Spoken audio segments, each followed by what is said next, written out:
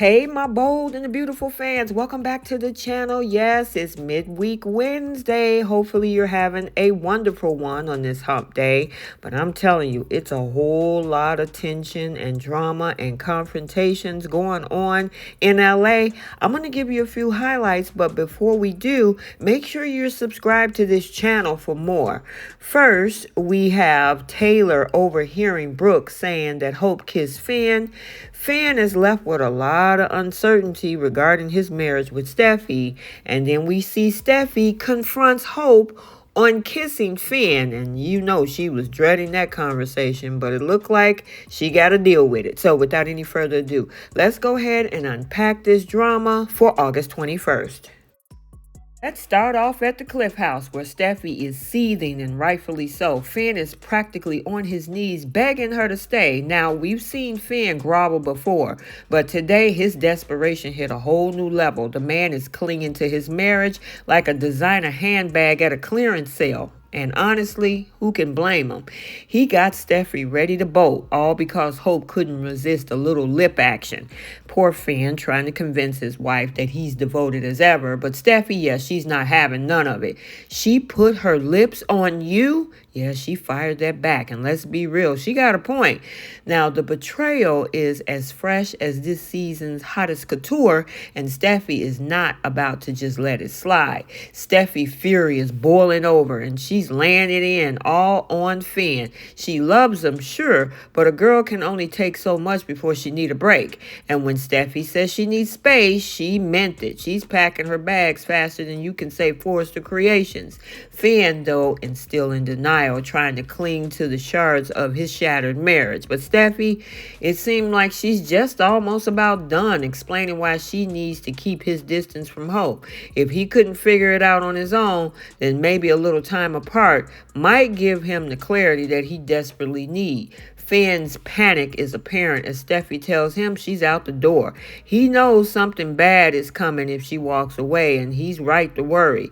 As she hugs him goodbye, you can almost feel the heartbreak seeping through the screen. Now, Steffi tells him not to reach out, leaving Finn to do nothing but stare at their family photos. She did leave Hayes with him and left Kelly with Liam, but yeah, the Cliff House never felt so cold, and he looked like right now he's a broken man in a broken home.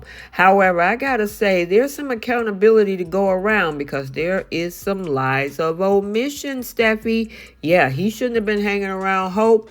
And yeah, I mean, he kind of opened that door. She also shouldn't have kissed him, but you got some kisses that you're sitting on that you're not telling him. And I can guarantee you, if he knew the whole story about what happened a year ago, I don't think he would feel the same way. And in my opinion, you being real hypocritical right now with your reaction. And by the way, you wanted him to set boundaries with Hope. Where was your boundaries when your ex was talking about your husband? I understand co-parenting, but at the same time, Liam came up to your job, came to your home, and had more than many conversations talking trash about your husband, but you didn't tell Finn about that either. Meanwhile, back at Forrester Creations, the design office is heating up as Brooke unleashes her own brand of motherly fury on Hope. How could you let this happen? She's demanding, her voice dripping with that classic Brooke Logan disbelief.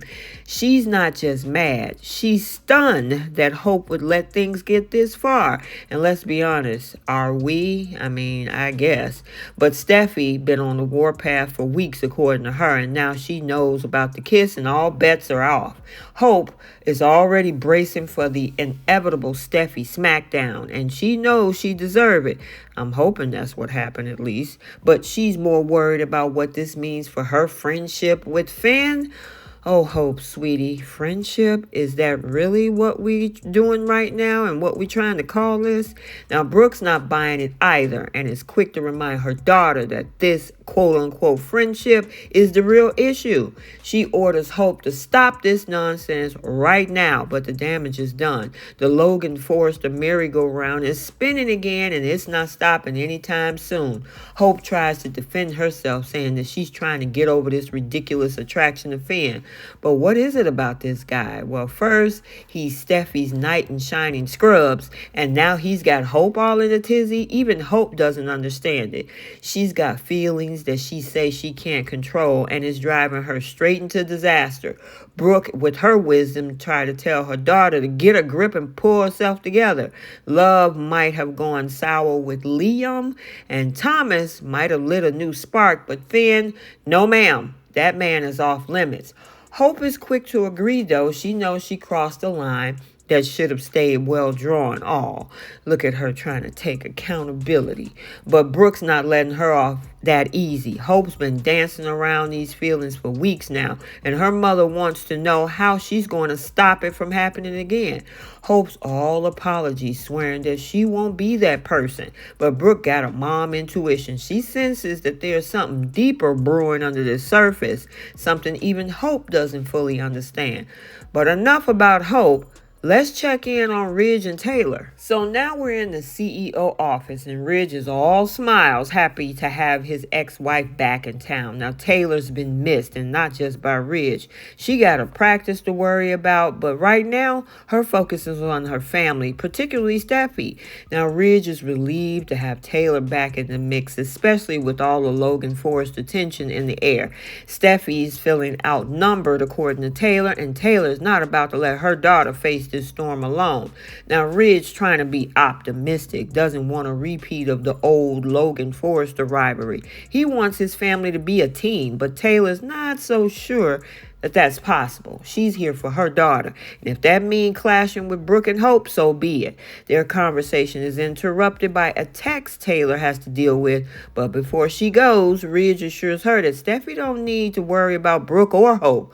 Oh, Ridge, if you only knew. As Taylor leaves, Brooke swoops in with the news that's about to rock Ridge's world. She got something he needs to know about, and you can almost see the dread in Ridge's eyes. Pouring herself a glass of water, Brooke dropped that bombshell after deflecting for a little bit that Hope kissed Finn. Now Ridge is speechless and blindsided. Your daughter kissed my daughter's husband, but before he can fully process the information, Taylor walks back in, overhearing everything. Talk about timing. Taylor's shock quickly turned to anger, and the tension in the room is thicker than a foggy day in San Francisco. Brooke caught off guard, but there's no time to explain because Steffy's on the warpath, headed straight for Hope. In the design office, Hope is about to get the confrontation she's been dreading. Steffy storms in like a woman possessed, and Hope knows exactly why she's there. Steffy don't waste no time with pleasantries, ordering Hope to stay quiet as she unleashes a verbal tirade that's been building for weeks. Now Hope tried to apologize, but yeah, Steffy's not having it. She's seen a side to Hope that she didn't even think existed: petty, selfish, and completely out of line. How could she do this? How could she kiss Finn? Hope, scrambling, says that she wasn't thinking, that it just happened. But Steffy's not buying any of those excuses, not from Hope, and certainly not going to be from her mother. Now Steffy is furious that her husband has been tangled up in Hope's mess, and she never imagined Hope would actually make a play for Finn. Hope insists that it was a momentary lapse of judgment, a champagne-fueled mistake. But Steffy, yes, she's done listening. She's heard enough, and she's had enough. And finally, the final blow comes when Steffy declares their friendship, this whole thing of being nice, is over. Hope can plead and promise all she wants, but yes, Steffy's not interested.